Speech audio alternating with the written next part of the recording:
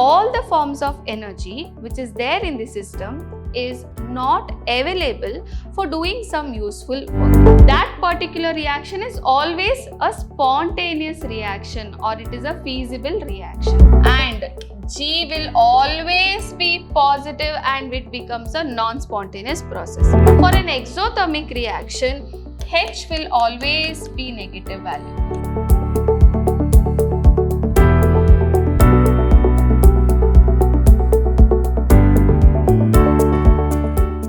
Hello my dear students, welcome back to the last session on the chapter thermodynamics. Last class we studied about the spontaneous process or the spontaneous reaction. Then we also learnt about the non-spontaneous process, and then we learnt about the randomness of a system which is called as entropy. Today we are going to learn about the Gibbs free energy. The Gibbs free energy was given by Williams-Gibbs. Now what exactly is Gibbs free energy? The energy which is available to do some useful work, we call it as Gibbs free energy, or the definition goes like this: free energy is the maximum amount of energy which is available for a system during a process that can be converted into useful work between its initial state and the equilibrium state, or we can also call it as the final state. So what is it? A system will have different types of energy which we call it as internal energy, correct? But all the forms of energy which is there in the system is not available for doing some useful work. So the maximum amount of energy that can be converted or it can be used for doing some work, we call that energy as free energy, which is also called as Gibbs free energy. Okay. So according to Gibbs, G is equal to H minus Ts, where G is the free energy and it is also a state function. That is, the free energy we can calculate in the initial state and the final state, and we can also calculate the change in Gibbs free energy as delta H minus T delta S. Okay. So what is H? Enthalpy, T is temperature, S is entropy. So we have a formula: delta G is equal to delta H minus T delta S. So in this particular formula or this expression, we have both the factors, that is enthalpy as well as entropy, correct? So using Gibbs free energy, we can now predict the spontaneity of a reaction.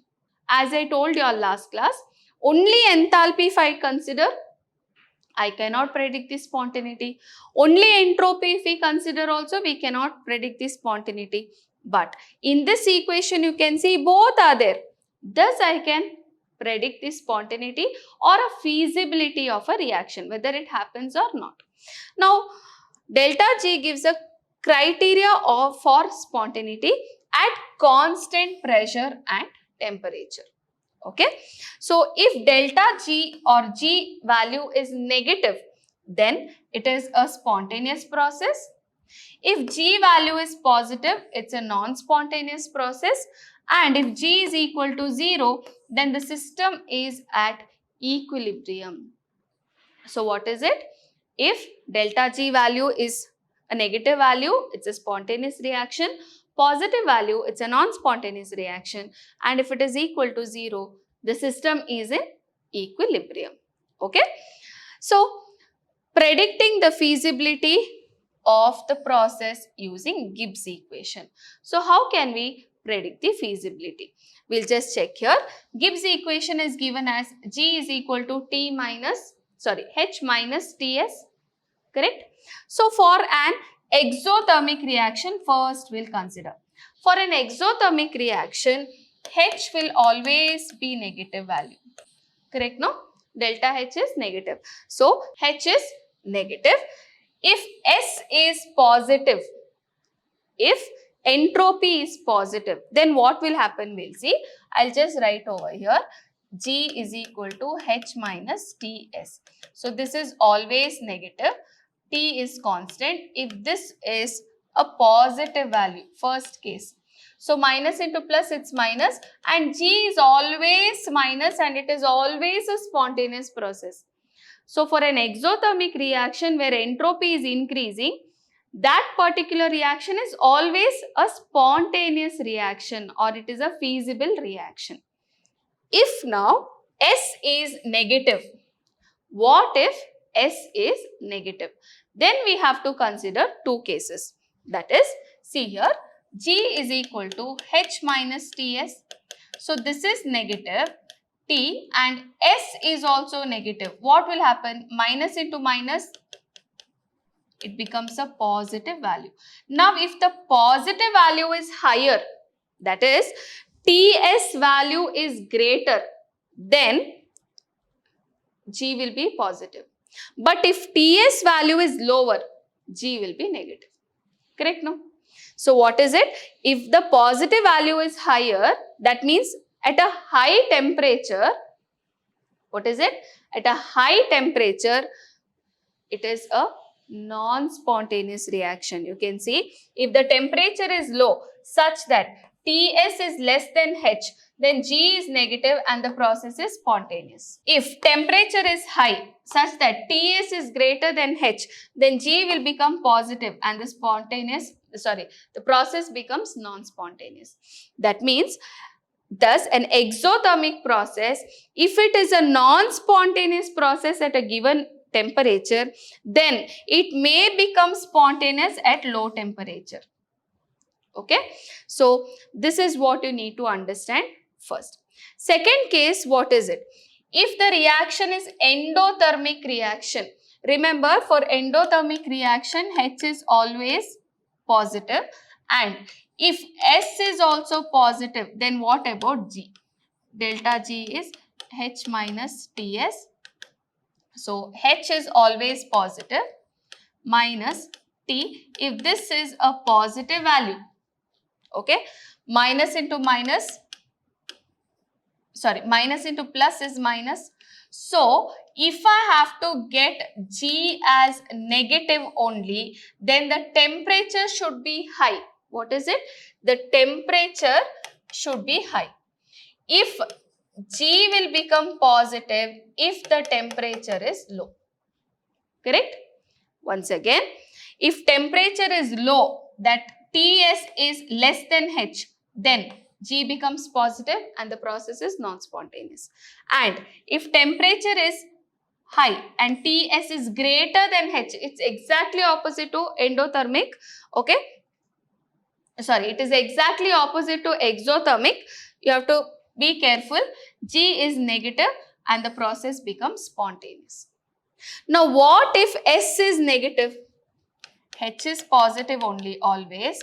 If S is also negative, then G is equal to H minus Ts. So, this is a positive value and S also is a negative value, minus into minus plus, and G will always be positive and it becomes a non-spontaneous process.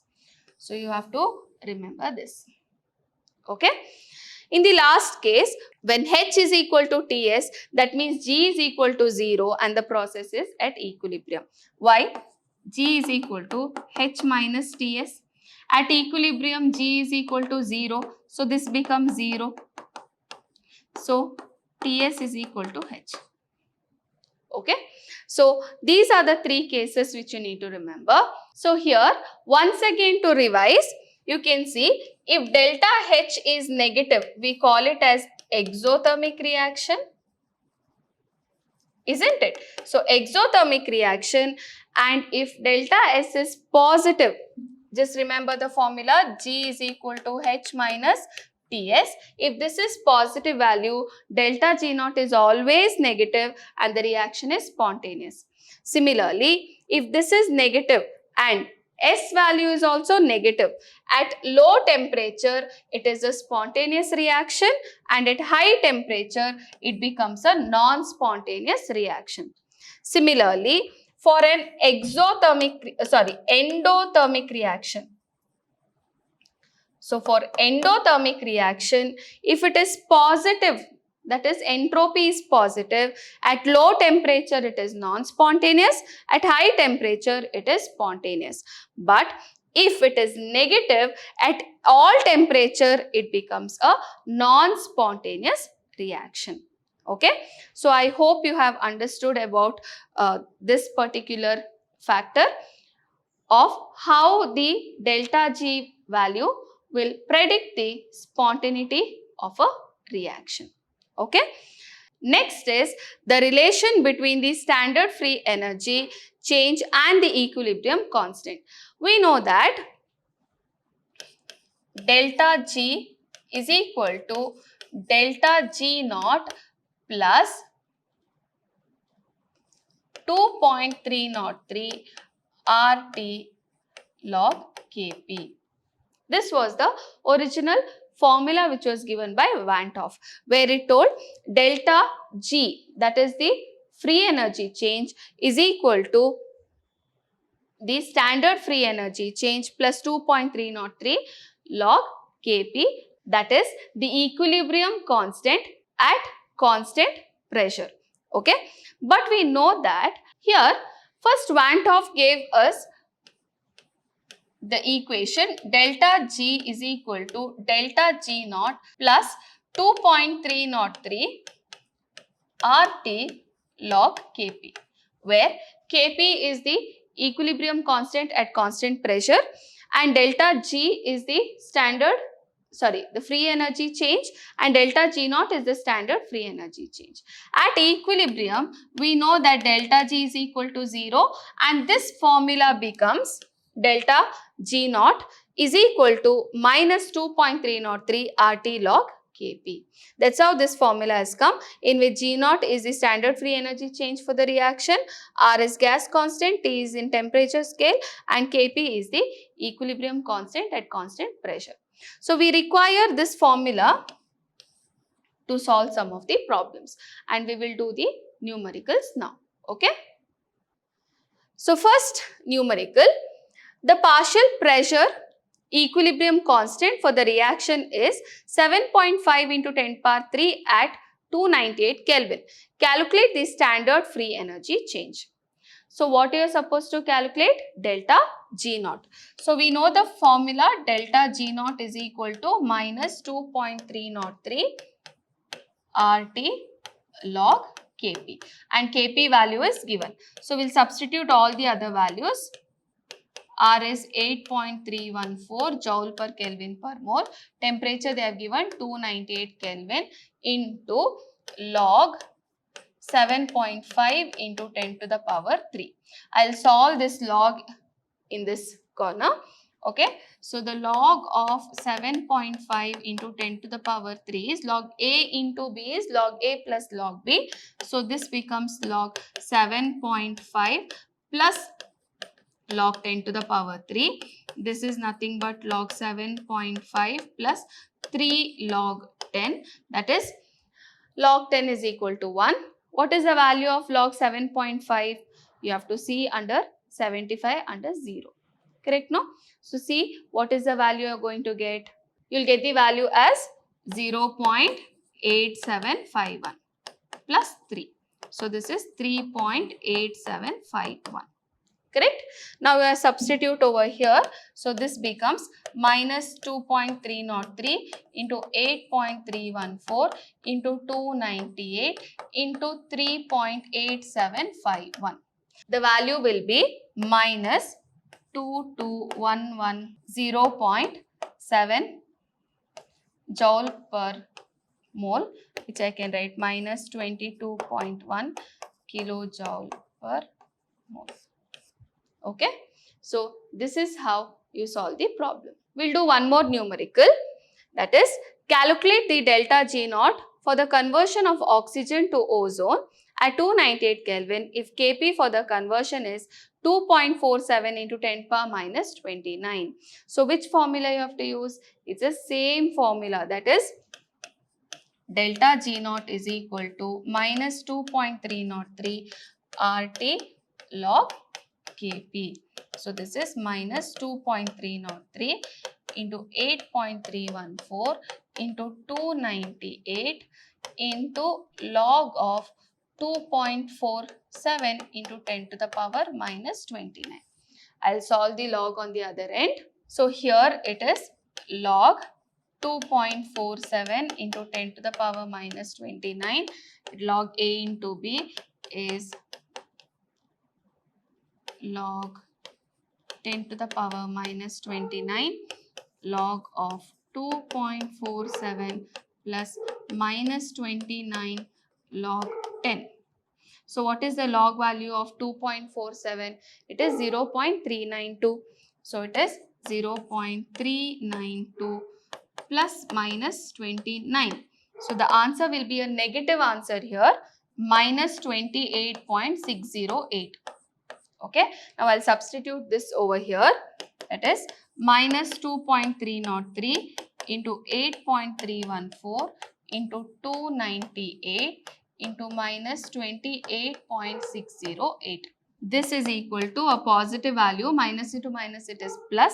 So it is 163.232.9 joule per mole. So if I put it in kilojoule, it is 163.2 kilojoule per mole. This is how you get the answer. Okay, so I hope you have understood this particular chapter. So next class I am going to start with the next chapter, that is environmental chemistry. So thank you my dear children. Stay tuned, stay focused.